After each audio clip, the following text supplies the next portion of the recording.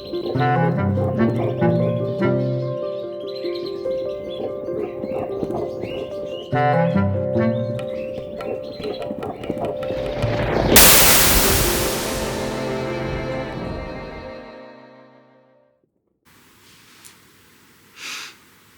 guys, hello. So here I'm trying to keep it short in this one to continue and crown, let's say, my theory of the mug theory or the seed theory, which actually I think is so key that it merits at least one, basically, or Nobel Prizes. But of course, Nobel Prizes are given by the other side to theories that that kind of strengthen the Dark Age, the Kali Yuga, and the Great Conspiracy, and all the forged ideas of our reality. So please don't give me any whatever, any prizes. Just accept the mug theory, that it's like the key theory to, not even theory, it's not a theory. Theory is something that's questionable. The reality of the mug, the reality of the seed, as the basic law of the physical and the non-physical, so the entire universe. The key and the law of the entire universe is the seed. This is an axiom. This is unquestionable. And the authority of the seed is unquestionable. It was also unquestionable, however, that we have strayed from the law of the seed. As I've already suggested and will illustrate to you throughout the Mago series, the human systems, cultures, and particularly languages where the seed pattern and the model is broken, where you have gender, he, she, it. Some languages only he, she. It's a broken pattern. It's a pattern that breaks the original law of the seed. Capish? This is so simple and so unquestionable, so basic, that I don't even want to keep convincing you or anybody, or even myself. I'm completely convinced. I'm the first believer that the law of the seed is the law, and human civilizations have strayed from the law of the seed. And we must return. There is no question. This is sheer fact. So, as the Roman orator Cato used to say at the end of each of his speeches, lobbying against the Punic Empire and for Rome to conquer the Punic, I mean, it's Maghrebi, right? North Africa. Rome conquering North Africa, just like now, the patriarchal colonial empires conquering the whole world, and now like eating and fighting and eating, devouring each other now, these hounds of hell, these empires, military, monetary empires. So Cato, the politician used to say at the end of each of his speeches,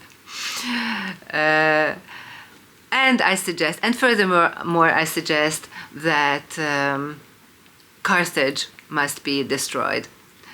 Unlike Cato, though, I don't suggest, but I should suggest at the end of each of my little episodes, not for anything to be destroyed, not even for patriarchy to be destroyed, although that's actually what we're insinuating and what we're wishing for. It's not about destruction, it's about reconstruction. So I hereby and furthermore suggest and always propose that that our civilization, beginning with languages, should be reformed. Thus, I hereby suggest that gender in languages should be eliminated. I don't like the word or the idea of elimination so much because it's kind of aggressive and destructive and patriarchal. But the gender in language to be reformed, we have to take the gender out of language because it's a useless obstacle. We cannot think, or actually build our societies or our reality properly unless we take gender out of language. Some languages even today don't have the gender. Some don't have the gender but have a very patriarchal religious system, like the Turkish. There are languages, very few remnants of indigenous languages and cultures and mentalities where there's no gender. Actually, none of the indigenous languages. I tried to look through all the indigenous languages, like Australian Aborigines languages don't have gender. American Indian, Native American languages don't have gender. None of the First Nations languages have gender. Hungarian, Magyar, the indigenous population of this here Carpathian basin, Carpathian region, the center of Europe, Magyar has no gender. And so it's actually very educational and instructive for us to observe languages where there's no gender. Such is the Hungarian language, which is still used by some 10-15 million people around the earth. And later you will see how the Hungarian language has been used by non-Hungarian, anti-Hungarian interests for bad purposes, for the wrong reasons, for all the wrong reasons and purposes. And this will really come out in the 20th century when the A-bomb was discovered through such methods and means and hidden agenda, but actually with the help of poor Hungarian language, an atomic language. So the genderless language is the atomic language, and atomic or Mag seed languages are can only be gender free. So okay, we're already talking about the Carpathian and the Magyar culture, civilization, language, and inheritance and treasure that we're keeping not for ourselves but for the whole world. And I believe that I'm also I'm born in this life to be a Magyar, a Hungarian, to remember this and to regain this treasure in my consciousness and bring it forth and pass it on to you, so you can also, we all can also realize our Magness, our seedness, and collectively, consciously return to it. And this can only be done through language reform. There's no other way. Only a language reform can bring us closer to our original Mag or seed function. So the Carpathian region here in the center of Europe, surrounded, it's a basin, so it's like a satellite dish, which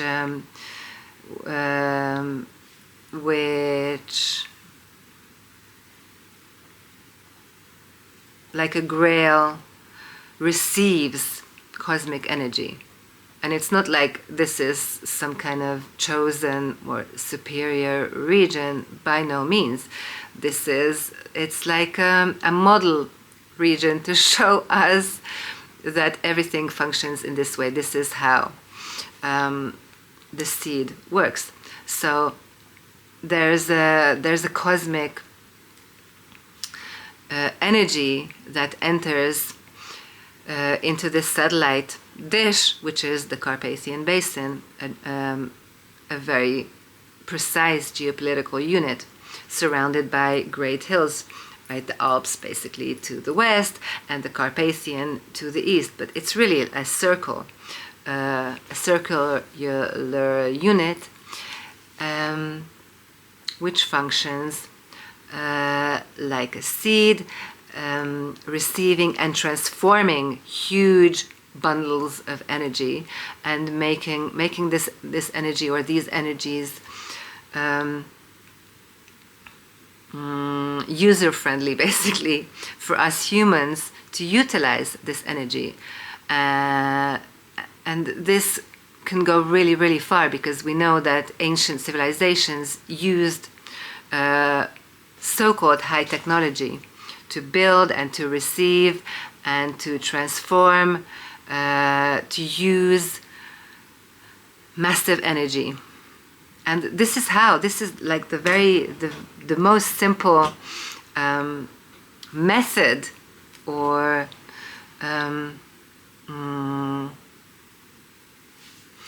the most simple way to understand this, how it works. It's very simple. It's nothing. There's nothing elitist about high technology or cosmic energy. It's very simple. It's the seed structure, and the atom and the plant seed, and every seed of life is all about this, receiving and transforming energy. And in the old days, everybody knew this. Not only the let's say the elite, the mages, the magi of societies, but everybody. I mean, even a few 10 years ago, 100 years ago, definitely a few thousand years ago, every single body, every person, from actually the people closest to the earth knew this best and were closest to this in all ages. And even in the 20th century, that's why the evil systems destroyed the peasantry, the farmers, and their consciousness, their memory, their traditions, their folk culture, because that was the connection to this root, this seed knowledge. So this also happened in Hungary, of course, where people were simply uprooted from the earth and shoveled into cities to forget their origins and their original cultures, so that they could be manipulated. Like today, I mean, the system is all about brainwashing, for you to be brainwashed, forget who you are and how you're vitally connected with the entire living universe, and how you can actually draw energy and transform energy from the universe, from the cosmos, and from nature, and from your own inner core, from yourself.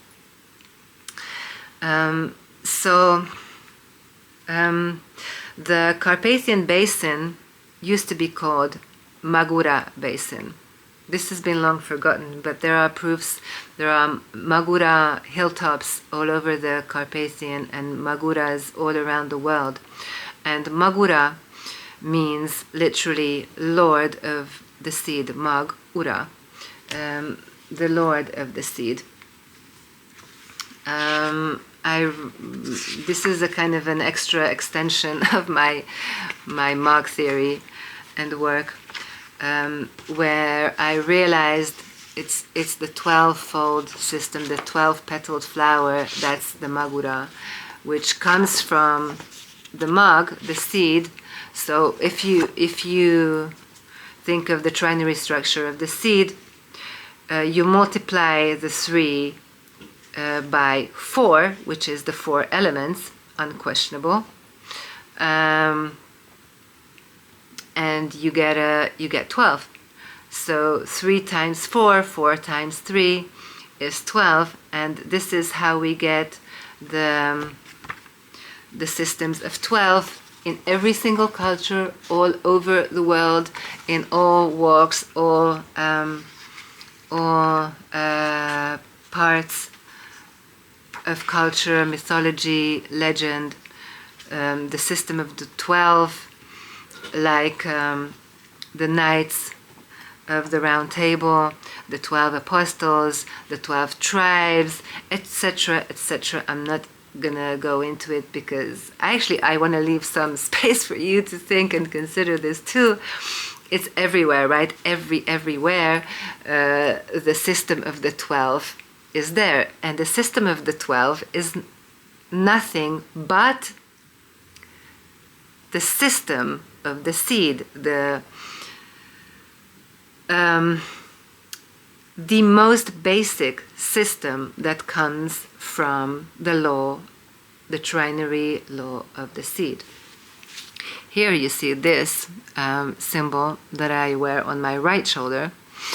My left is the seed, and on my right is the Magura, the 12-petaled flower, the system of the Magura, which is basically a system by which the seed idea and the seed law can manifest and actually govern our world.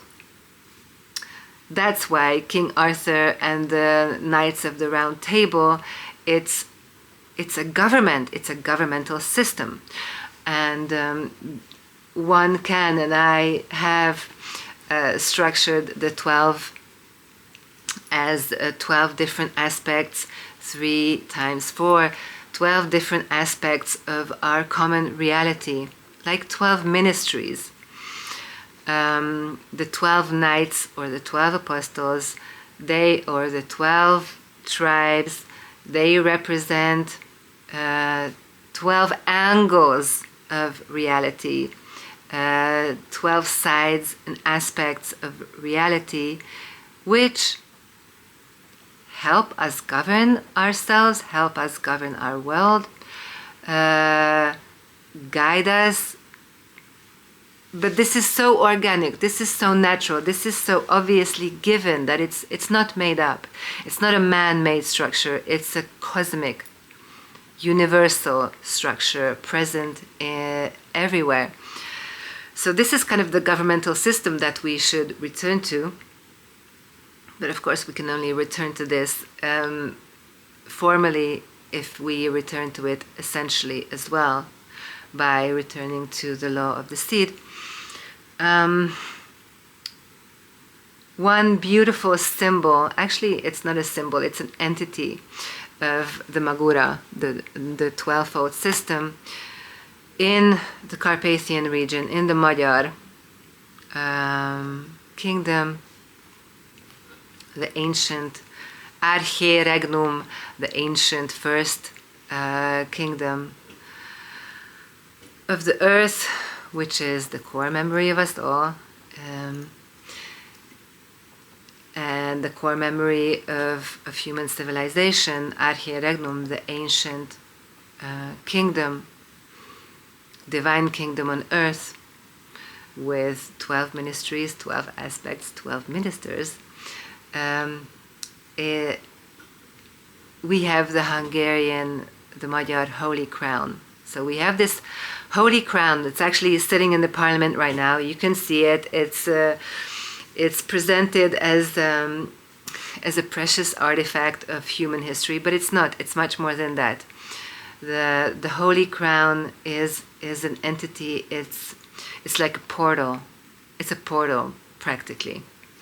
An initiatory, not object, but entity or gate that ideally and potentially initiates us all, not just the king, who can be man and woman, and is ideally beyond gender and beyond the gender issue, but us all, whoever belongs under the crown. The crown is a protective entity, like the veil of the Virgin is usually considered and illustrated. The veil of the Virgin, that's protective of whoever runs under its protection. The Holy Virgin protects us all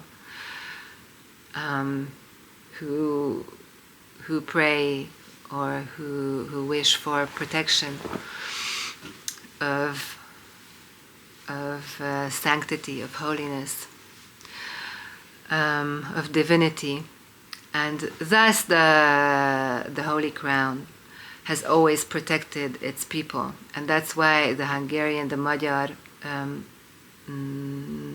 empire is a multinational empire, because the Hungarian crown protects all the nations that live and always lived in the Carpathian region and respect the crown.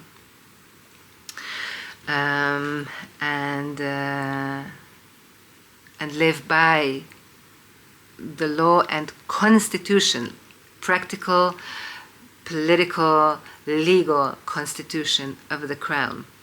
Of course, here we are not going to get into what the constitution is and how it governs, and actually still governs, even though unrecognized.